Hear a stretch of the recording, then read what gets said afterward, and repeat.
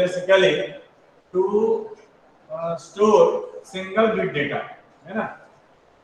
Flip flop के through हम लोग क्या करते हैं, सिंगल बिट डेटा को स्टोर करते हैं, ठीक है।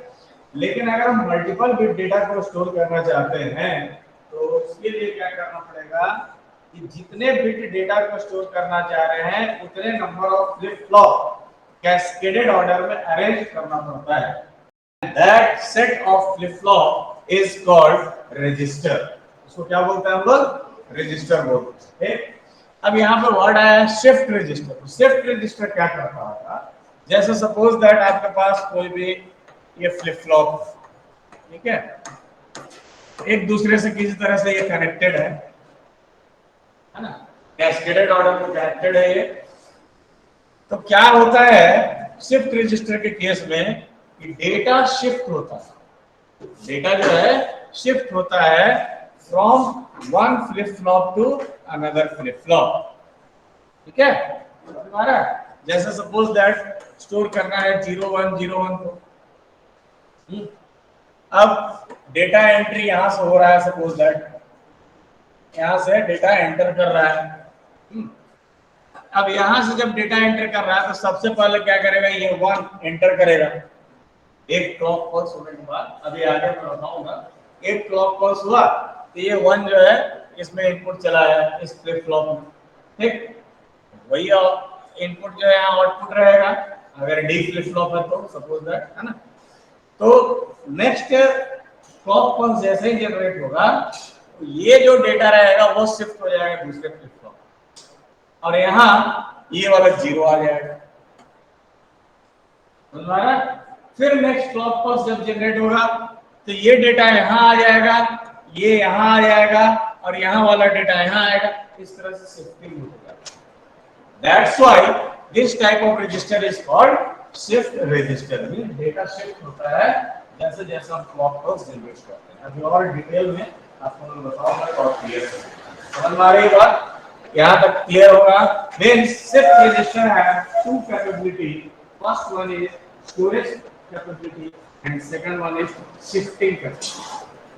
मींस उसमें दो कैपेबिलिटी होता है, शिफ्टिंग कैपेबिलिटी जो डेटा शिफ्ट करता है from one flip flop to another flip flop, and second capability is you store the data. Got it? If you want to store 4-bit data, then 4 flip flop is required.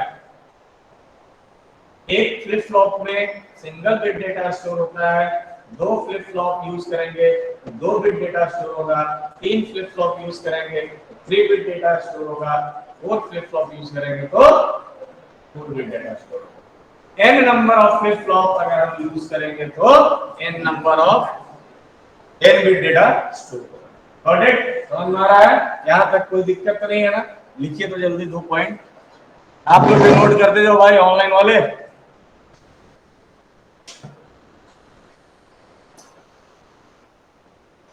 लिखिए shift register and counters are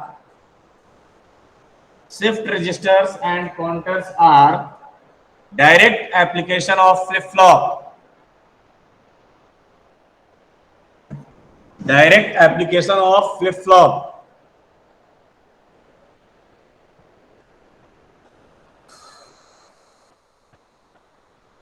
counters लिखना है ना, COUNTERS, counters. Shift register and counters are direct application of flip flop. Counters क्या होता है आगे मैं बताऊंगा, काउंटर्स पढ़ना है आपको। फिर लिखिए it has 2 functions, it has 2 functions। First one is temporary storage, second one shifting capability,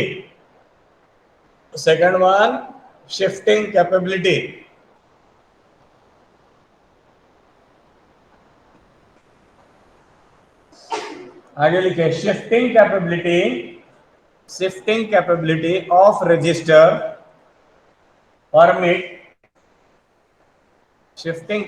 of register permit movement of data from one stage, STAGE, from one stage to another to another, into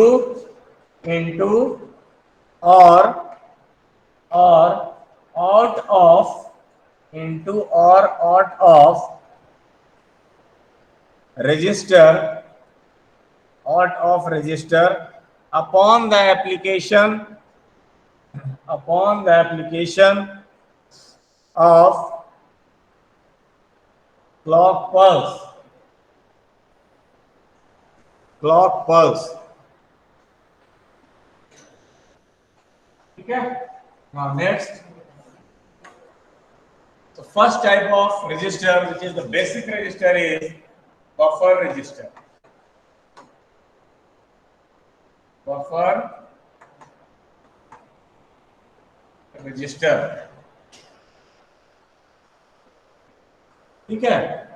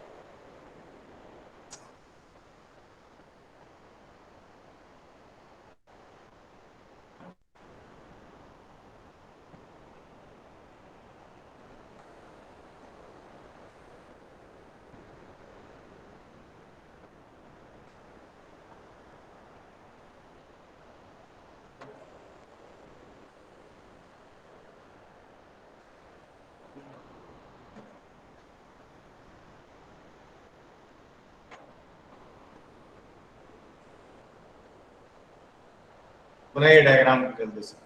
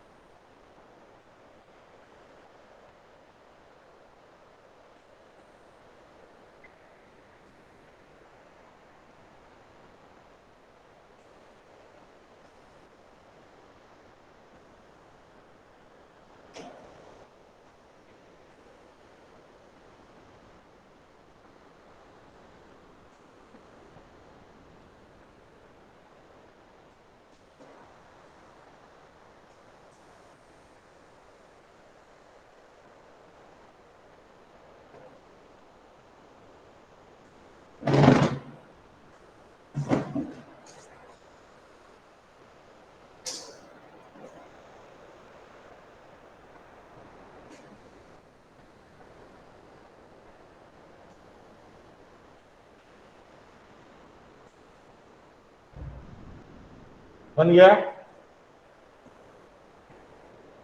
हो गया? देखिए, देखिए, this is simplest form of this is simplest form of register among all.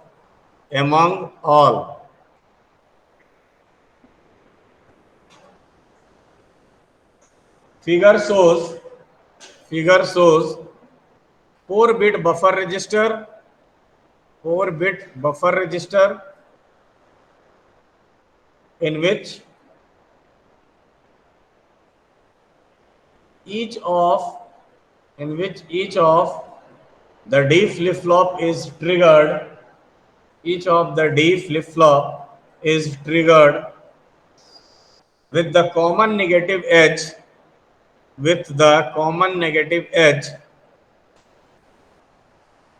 of the clock pulse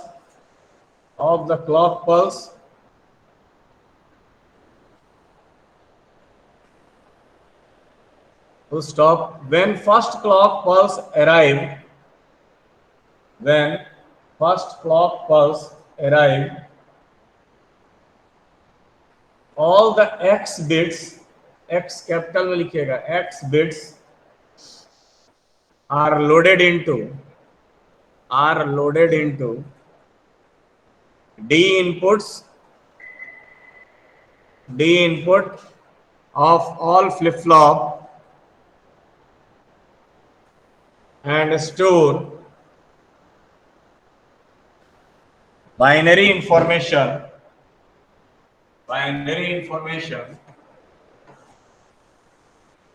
Q3, Q2, Q1, Q0 is equal to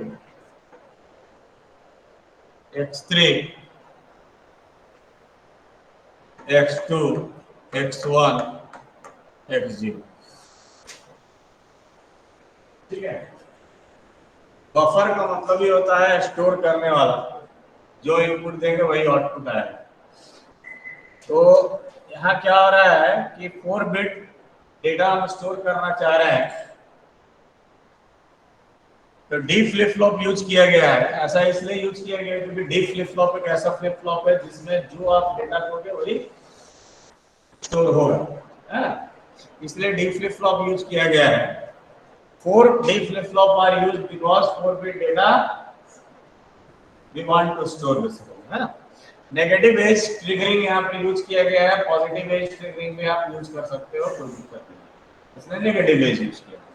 तो जैसे ही clock pulse का पहला clock pulse generate हुआ negative as, है ना, वैसे x3, x2, x1 और x0 से डेटा एज ए इनपुट जाएगा।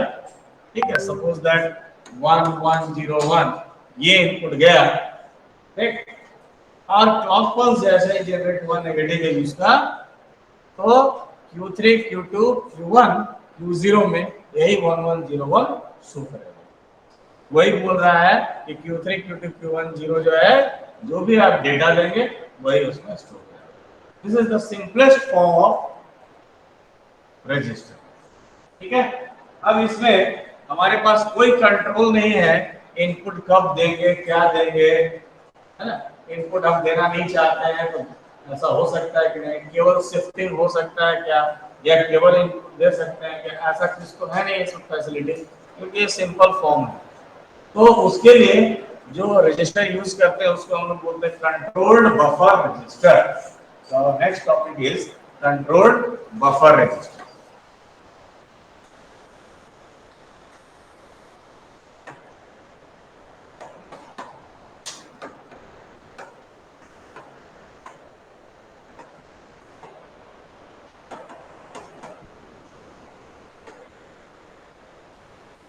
कंट्रोल्ड बफर रजिस्टर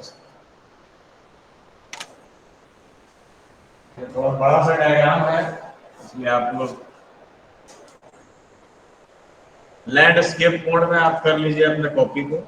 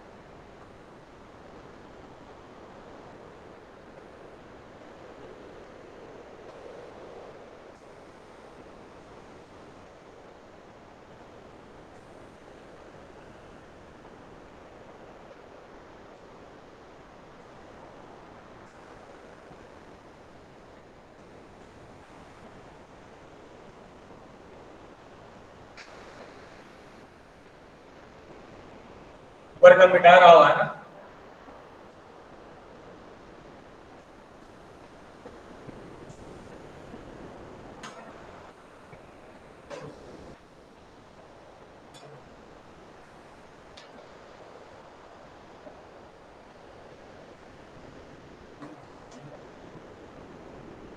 भी ऊपर भी और बनेगा।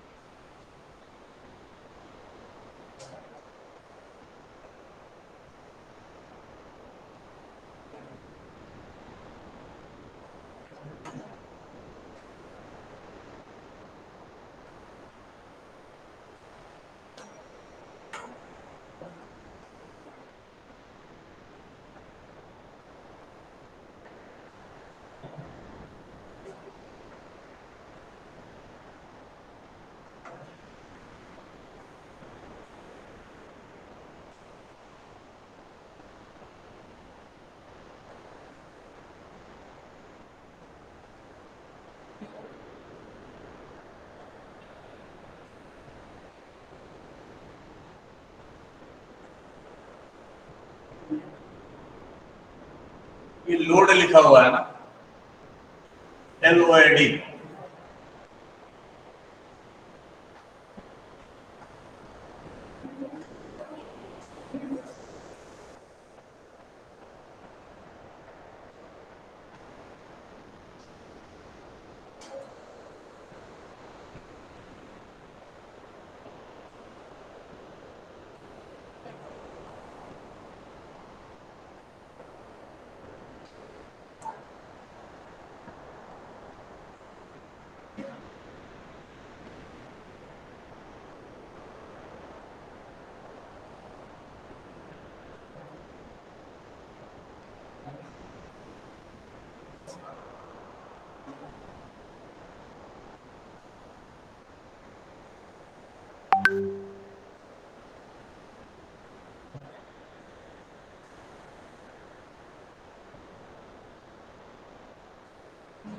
यहाँ एक इन्वर्टर लगा हुआ है, यहाँ पे एक इन्वर्टर है, ठीक है।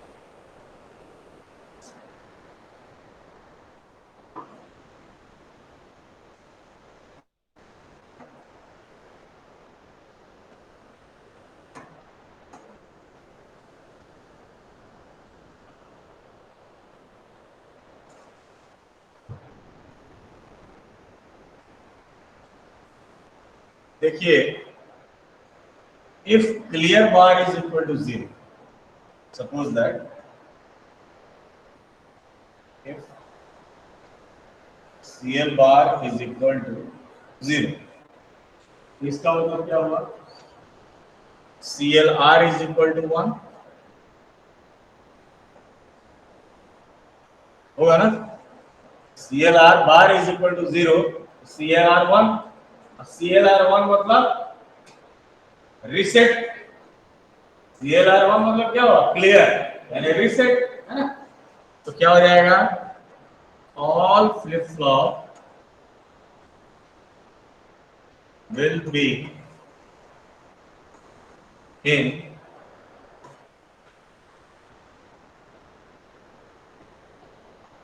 reset, यानी जब भी अपने को सारे फ्लिप फ्लॉप को रीसेट करना है तो CLR बार को क्या कर देना है? 0 कर देना है, यानी ये सिग्नल को 0 कर देना है, सारे फ्लिप फ्लॉप रीसेट में चला जाएगा।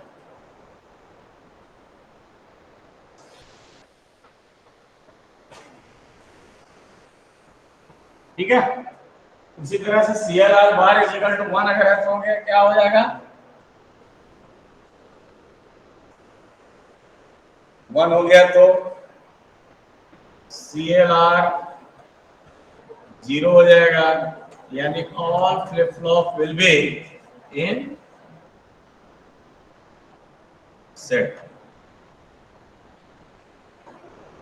ऑल फ्लिप फ्लॉप क्या हो जाएगा? सेट मोड में चला जाएगा। तब फ्लिप फ्लॉप को अपने को रीसेट कब करना है, सेट कब करना है, हमारे हाथ में हो गया। उसके लिए एक सिग्नल मिल गया अपने को CLR बार, ठीक है। कंट्रोल हम करना चालू कर दिए, है ना। सिमिलरली एक और सिग्नल दिया है लोड, LOAD।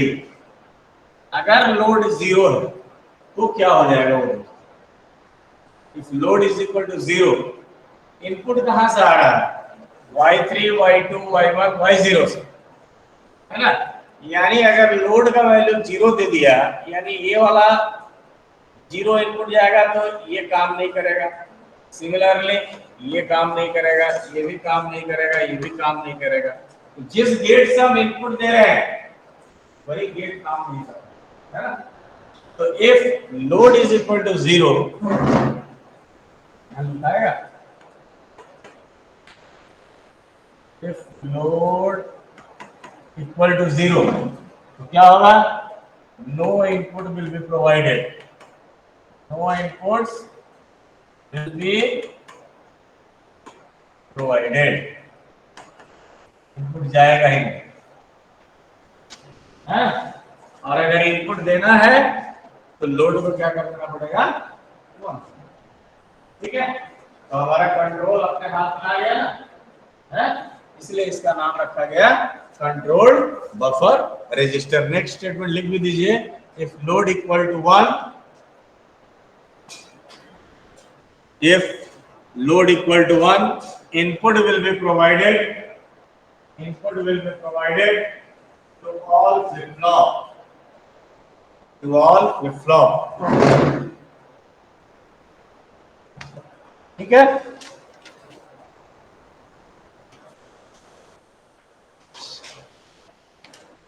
नेक्स्ट लिखिए data transmission in shift register. Data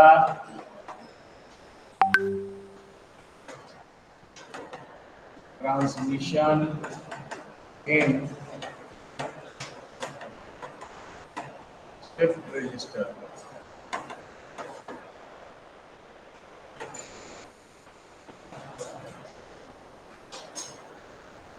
data कैसे ट्रांसमिट होता है शिफ्ट रजिस्टर में, एक एक करके हम लोग देखेंगे अभी।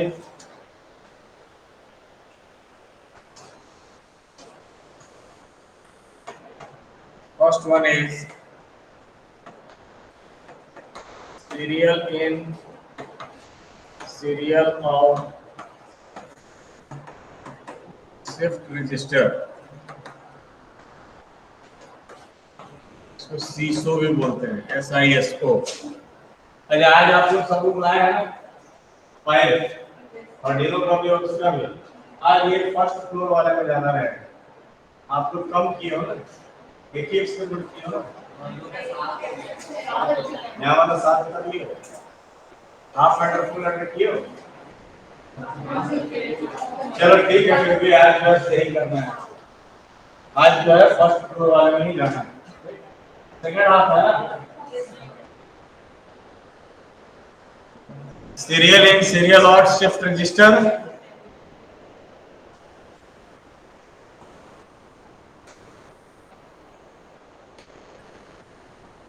और बिट साइज के लिए आप लोग जो डेटा दिए हैं उसमें कोई चेंजेस तो नहीं करना है ना। तो मैंने आपको पहले भी बोला है, आप चाहें कि दूसरे ब्रांच के भी किसी बच्चे को उसमें इन्वॉल्व कर सकते हैं, आइदर ही और C is in IT branch या electrical branch, mechanical branch, civil branch, कोई भी ब्रांच आ सकता है, ठीक है।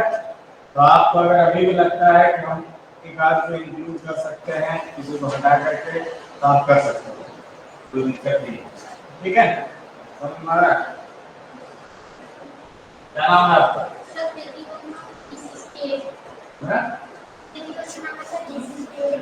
बड़ी है सर, आई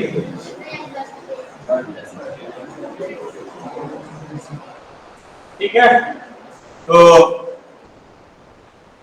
आप दूसरे ब्रांच के बच्चे को भी उसमें इन्वॉल्व करा सकते हैं और प्रोजेक्ट बनाना आप चालू कर दीजिए विदाउट वेटिंग फॉर एनीथिंग, बिना किसी चीज का वेट किए हुए आप चालू कर दीजिए। ऐसा नहीं कि हम पाइथन पढ़ेंगे तब ये प्रोग्रामिंग करेंगे, तो कंपटीशन में पार्टिसिपेट करेंगे, ऑर्डिनो पढ़ेंगे सीखेंगे तब करेंगे, ऐसा नहीं। आप सोचना चालू कर दीजिए आप क्या बना रहे हैं और क्या क्या इंप्लीमेंट करना और कैसे करना। आपके पास टीचर अवेलेबल है, मेंटर अवेलेबल है, आप उनसे मिलिए और बनाना चालू कीजिए, ठीक। ऑनलाइन कंपटीशन नहीं होगा इस बार ऑफलाइन ही होगा, आपको डेमोन्स्ट्रेट करके दिखाना होगा, ठीक। कैश प्राइस भी हो सकता है इस बार ज्यादा मिले, हर साल जितना मिलता था उससे ज्यादा कैश प्राइस मिलेगा। That is secondary matter. सबको पार्टिसिपेशन सर्टिफिकेट मिलेगा, ये फिक्स है। तो आपको कहीं भी रेज्यूमे में बायोडाटा में दिखाने का हो जाएगा कि हमने कॉम्पिटिशन में पार्टिसिपेट लिया। उससे भी ज्यादा इंपॉर्टेंट चीज ये है कि आप जब प्रोजेक्ट बनाएंगे तो आपका नॉलेज एनहांसमेंट ऑटोमेटिक हो जाएगा। आप ना भी चाहते हो कि आप कुछ ना कुछ सीखेंगे, प्रोग्रामिंग सीखेंगे, प्रोजेक्ट कैसे बनाया जाता है वो सीखेंगे, प्रेजेंटेशन कैसे किया जाता है वो सीखेंगे। अभी दीपावली के बाद आपको प्रेजेंटेशन देना रहेगा, प्रोग्रेस आप क्या क्या किए हैं अभी तक, ठीक है। तो वो प्रेजेंटेशन आपको देना पड़ेगा। 4 लोग है, 4 लोग को रहना पड़ेगा। ये सब आपका इम्प्रूवमेंट होगा ऑटोमेटिकली, ठीक है। तो आप उसको सीरियसली लीजिए और आपको प्रोजेक्ट बनाना ही है, इट्स कंपल्सरी। ऐसा अगर आप सोच के चल रहे हैं, जो नए लोग भी आए हैं उन लोग को भी बनाना है इसी कोर्स वाले को, है ना। अगर आप सोच के चल रहे हैं कि अरे ठीक है अभी करवाते जाते हैं सर को, उसके बाद में देखेंगे, ऐसा कुछ नहीं होता। क्यों? उसके रीजन क्या बता रहा हूँ। ये बिट साइन का जो पहला राउंड होगा, वो राउंड होगा कहाँ पे? जब आप वाइवा देंगे डिजिटल इलेक्ट्रॉनिक्स उसी दिन, वही एक्सटर्नल आपका वाइवा लेगा। जो वाइवा लेने वाला है वही असेसमेंट करेगा, सबसे पहला असेसमेंट। उसमें से 5-6 ग्रुप को सिलेक्ट किया जाएगा और फिर जो नेक्स्ट राउंड होगा वो बाहर से कोई टीम आएगी और वो आपका असेस करेगा। हमारा बात, तो जो नहीं पार्टिसिपेट करेगा बिट साइन में, जो प्रोजेक्ट नहीं बनाएगा, वो डिजिटल इलेक्ट्रॉनिक्स के वाइवा में फेल हो जाएगा। मतलब फ्रैंकली बता रहा है, फेल हो जाओगे। आप लोग तो ऑफलाइन आ रहे हो, ऑनलाइन आपके सीनियर लोग आए थे, उन लोग को भी बनाना पड़ा था। लास्ट में 1 महीने में उन लोग प्रोजेक्ट बनाए, क्योंकि उनको मैंने बोला कि आप वाइवा ही नहीं दे सकते अगर आप नाम नहीं है आपका। तो आपके साथ भी वही लागू किया जाएगा। आप इसलिए थोड़ा सा भी दिमाग के किसी भी कोने में अगर रखे हुए होंगे कि हम प्रोजेक्ट नहीं भी बनाएंगे तो चलेगा, वो नहीं होगा, आपको बनाना ही पड़ेगा। समझ में आया बात?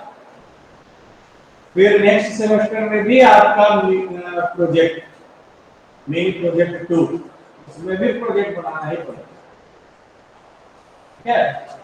और फिर 5th सेमेस्टर में जाएंगे तो फिर से प्रोजेक्ट आपको बनाना, प्रोजेक्ट आपको बनाते ही रहना पड़ेगा, चाहे आप उसी प्रोजेक्ट को क्यों नहीं एक्सटेंड कर दो। जैसे आपके पास ऑप्शन है, आप कुछ ऐसा प्रोजेक्ट बनाइए उसका एक्सटेंशन आप 4 सेमेस्टर में कर दिए, उसी को एक्सटेंड और कर दिए 5th सेमेस्टर, और उसके बाद फिर फाइनली 7th और 8th सेमेस्टर प्रोजेक्ट बनाना है, उसी को शो कर दिए और थोड़ा बहुत कैरेक्टरिस्टिक्स फीचर्स डालकर। तो आप अभी से ही सोचना चालू कर दीजिए क्या बनाना है और उसे भिड़ जाइए, प्रोग्रामिंग चालू कर दें, ठीक है। सीरियल इन, सीरियल और shift register,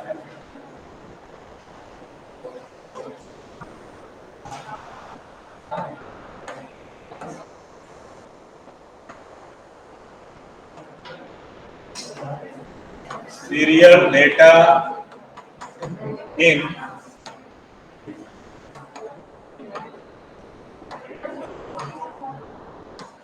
serial data out, बनाते जाएंगे इसको।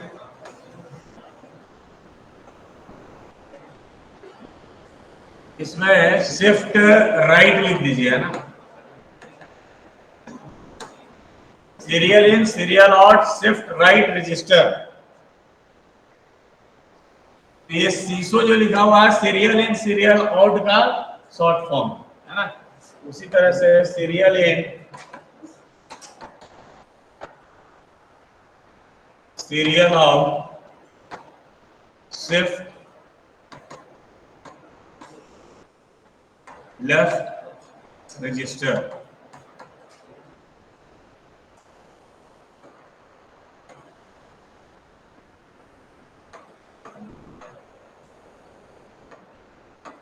लेफ्ट में क्या हो जाएगा? लेफ्ट डायरेक्शन में शिफ्ट हो, सीरियल डेटा आउट।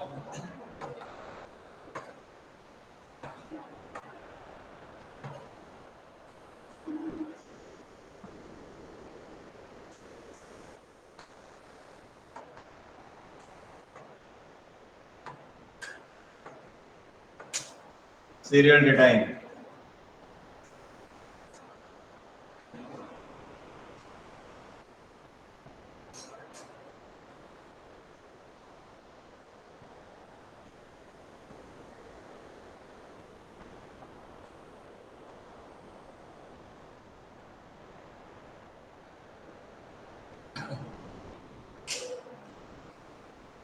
हो गया। Next is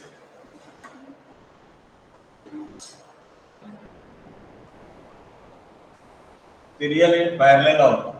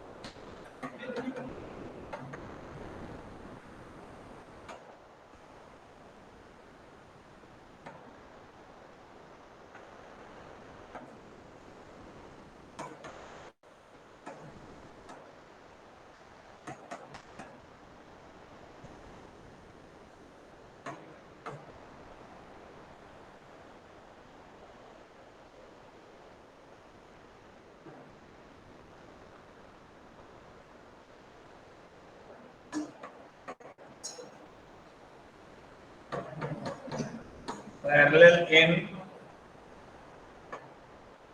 parallel out.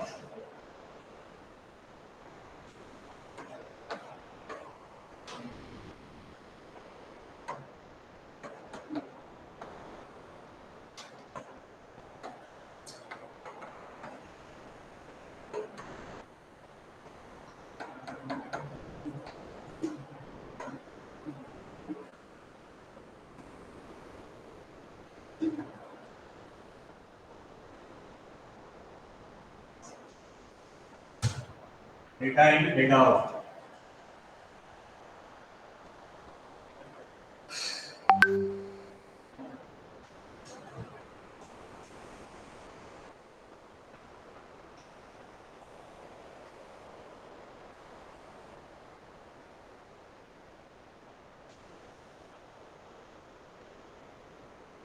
हो गया।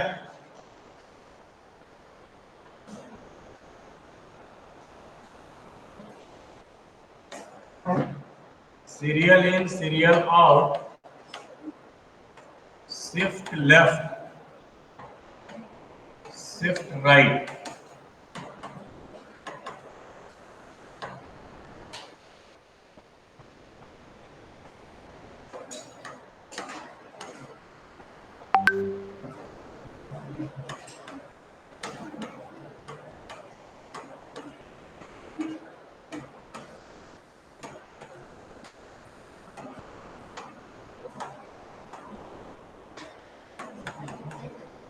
In out out in. यहाँ पे इन लिखा हुआ है, IN इन।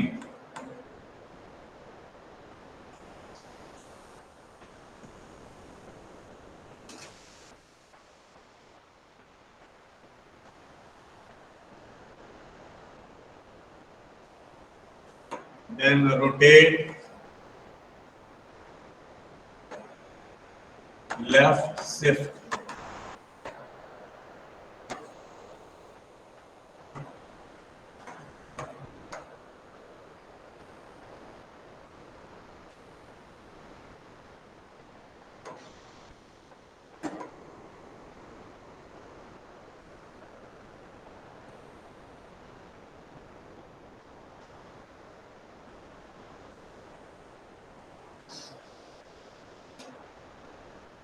नंबरिंग लिख देना भाई यहाँ पे। फोर्थ के बाद ये 5 है, 6 है, 7 में रोटेट राइट शिफ्ट।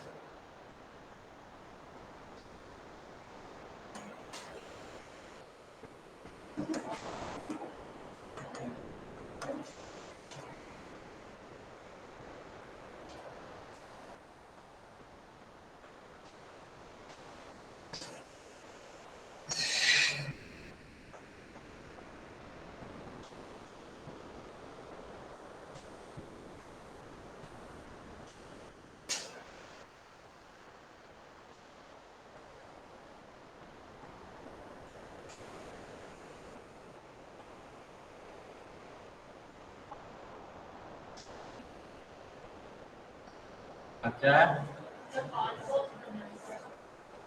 पाँच पाँच ओ बॉक्स बॉक्स बॉक्स तो बॉक्स है सही बस सजाने के लिए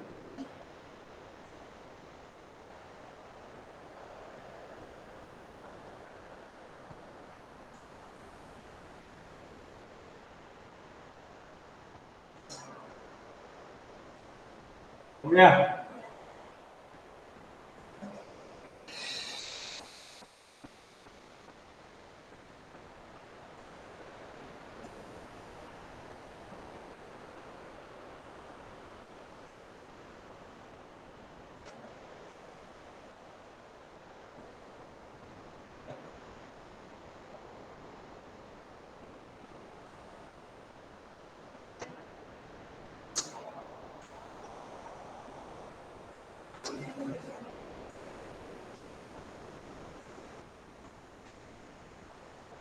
ऑनलाइन वाले जगे हुए हो हैं ऑनलाइन जगे हुए हो कि सो रहे हो भाई हैं यस सर सुन रहे हैं अच्छा, सो रहे हो ठीक नहीं सर सुन रहे हैं सर सुन रहे हैं सुन रहे हैं सर। सुन रहे हो वाह बढ़िया आवाज आ रही है yes sir yes sir. Clear आवाज आ रही है यस सर। यस सर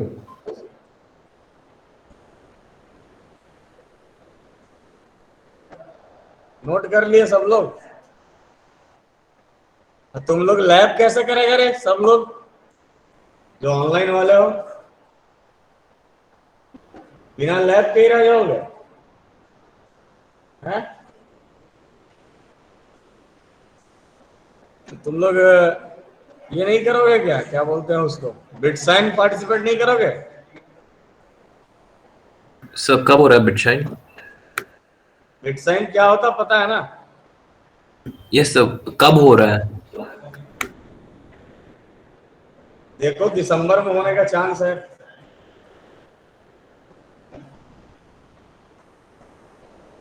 दिसंबर में होने का चांस है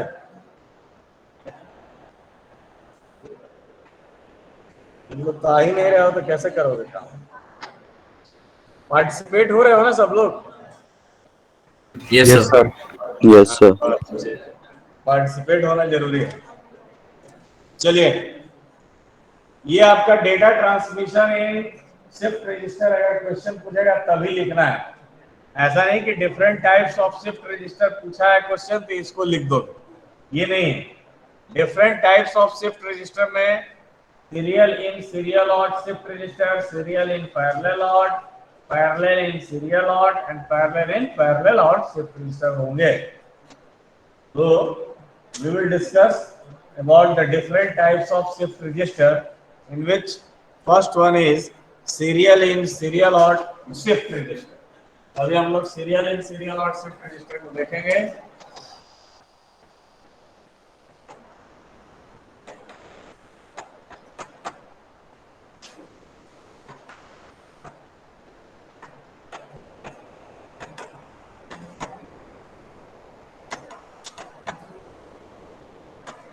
शॉर्ट फॉर्म क्या होता है SISO डायग्राम बनाते हैं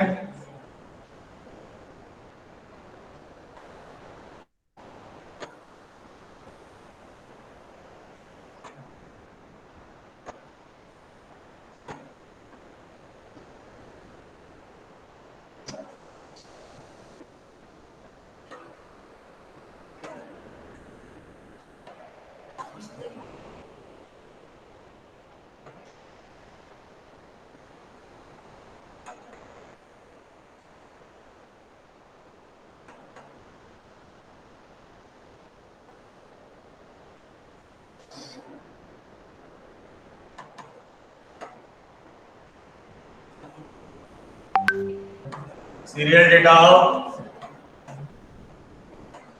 सीरियल डेटा इन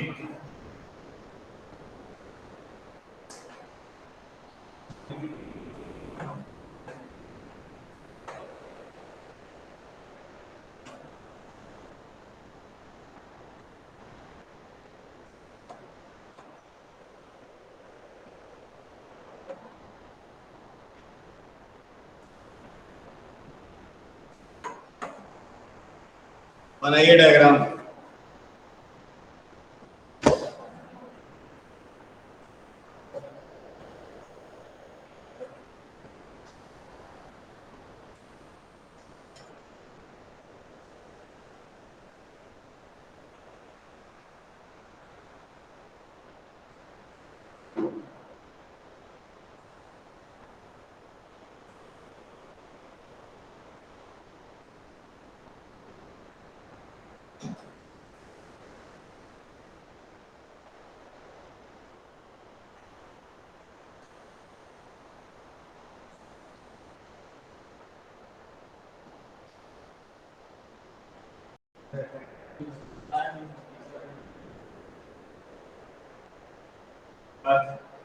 पेज रोटेट कर दो और पेज में नंबर पेज रफ कॉपी से निकालो।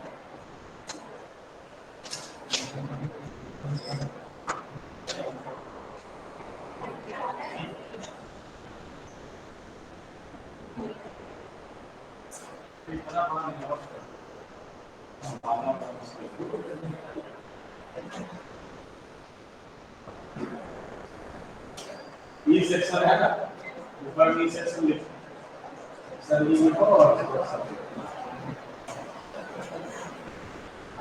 ऑनलाइन वाले का अटेंडेंस लिखो, अटेंडेंस रजिस्टर है ही नहीं।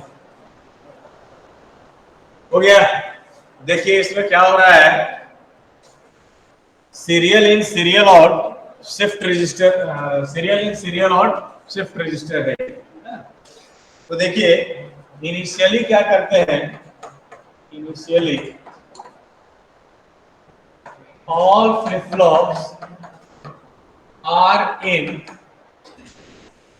रीसेट, सारे फ्लिप फ्लॉप को रीसेट मोड में रखा जाता है इनिशियली, यानी Q1, Q2, Q3, Q4 का वैल्यू क्या रहेगा, 0 रहेगा। Therefore Q1 is equal to Q2 is equal to Q3 is equal to Q4 equal to 0। अब सपोज दैट कि हम स्टोर करना चाह रहे हैं 110, let we want to store 1101, ये हम स्टोर करना चाह रहे हैं। तो क्या होगा, आफ्टर, शांत रहिए, negative edge of first clock pulse, after negative edge of the first clock pulse क्या होगा वो सुनिए। Q1, Q2, Q3, Q4 का वैल्यू तो 0 है। पहला क्लॉक पल्स जब जनरेट होगा तो D1 में क्या जाएगा, ये 1 जाएगा। हम स्टोर करना चाह रहे हैं 1101, तो ये 1 जो है पहले इसमें एज ए इनपुट आएगा पहले फ्लिप फ्लॉप में, यानी Q1 का वैल्यू क्या हो जाएगा, Q1 का वैल्यू कितना हो जाएगा, पहला क्लॉक पल्स जनरेट हुआ तो Q1 का वैल्यू कितना हो जाएगा, कितना यहां से गया है, 1 गया है यहाँ पे, तो Q1 का वैल्यू क्या हो जाएगा, 1 हो जाएगा। यानी after negative edge of the first clock pulse Q1 is equal to 1, ठीक है, और Q2, Q3, Q4 जो है सारे क्या हो जाएंगे, 0 हो जाएंगे।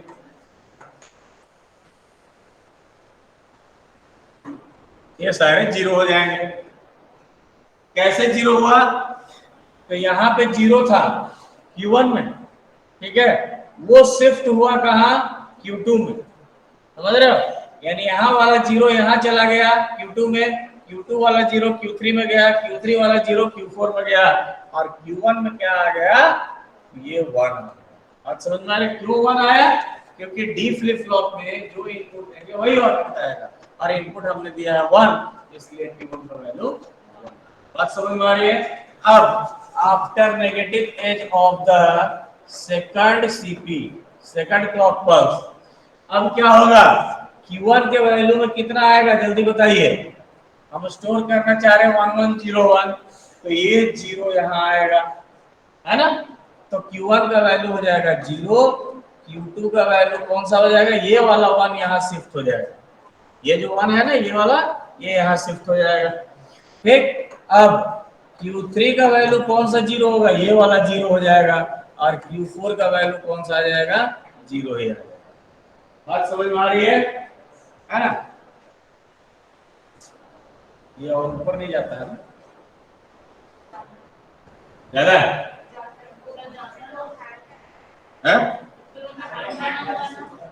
ये वाला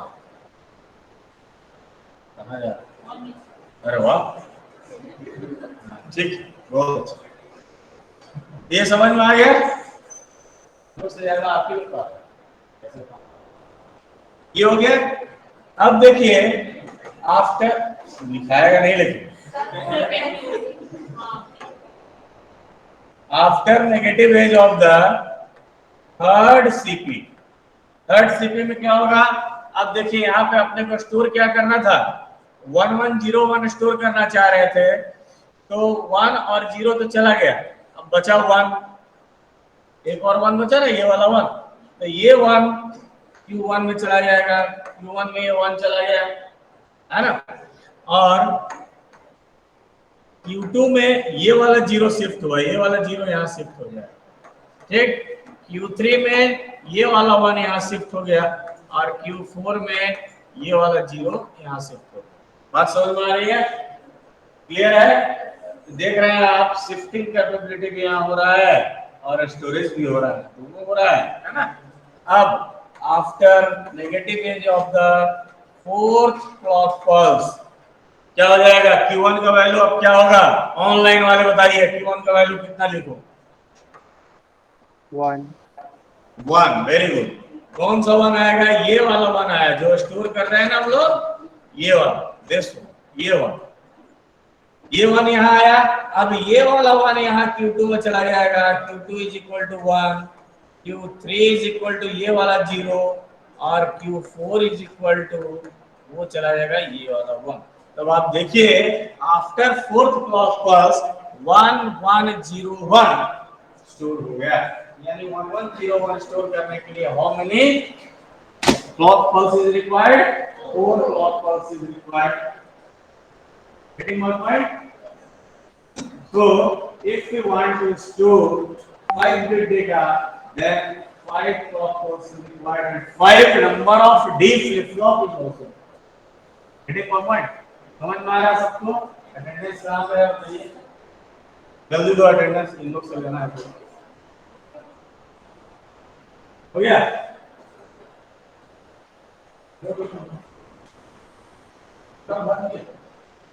लोग क्या करेंगे? बोल भाई, ऑनलाइन वाले जल्दी से फटाफट बताइए तो अटेंडेंस, ई सेक्शन वाले बताइए तो roll number. Sir roll number 1 पे है। 1 और रोल नंबर है, रोल रोल नंबर 6 है, 5 और सर रोल नंबर 8, 9 प्रेजेंट। 12 सारे ई सेक्शन वाले बोल रहे हो ना? Roll number 9 present sir.